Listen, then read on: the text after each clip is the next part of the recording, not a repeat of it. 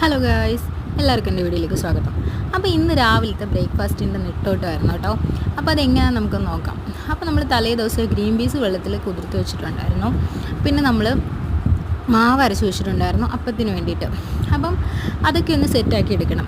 അപ്പോൾ അതൊക്കെയാണ് ഇന്നലത്തെ വിശേഷങ്ങൾ. ഇന്നലെ ഇത് കംപ്ലീറ്റ് ചെയ്ത് വെച്ചുകൊണ്ടാണ് രാവിലെ നമുക്കിത് പെട്ടെന്ന് ചെയ്യാൻ പറ്റിയത്. അപ്പോൾ ഫസ്റ്റ് തന്നെ ചട്ടിയൊക്കെ അടുപ്പിൽ വെച്ചിട്ട് തീയൊക്കെ വെച്ച് കത്തിച്ചു, ഗ്യാസൊക്കെ കത്തിച്ചു കൊടുത്തിട്ട് ചട്ടി വെച്ച് കൊടുത്തു. എന്നിട്ട് അപ്പമൊക്കെ നന്നായിട്ട് ചുട്ടെടുക്കാമെന്ന് വിചാരിച്ചു. കാരണം മാവ് പണി തന്നാൽ കംപ്ലീറ്റ് പോയില്ലേ. കഴിഞ്ഞൊരു വീഡിയോയിൽ ഞാൻ ഇതുപോലെ മാവ് അരച്ച് വെച്ചപ്പോഴത്തേക്കും എനിക്ക് പണി കിട്ടിയിട്ടുള്ള അത് ഞാൻ ഇട്ടിട്ടുണ്ടായിരുന്നു. അതെൻ്റെ മിസ്റ്റേക്ക് കൊണ്ട് സംഭവിച്ചതാണ് കേട്ടോ.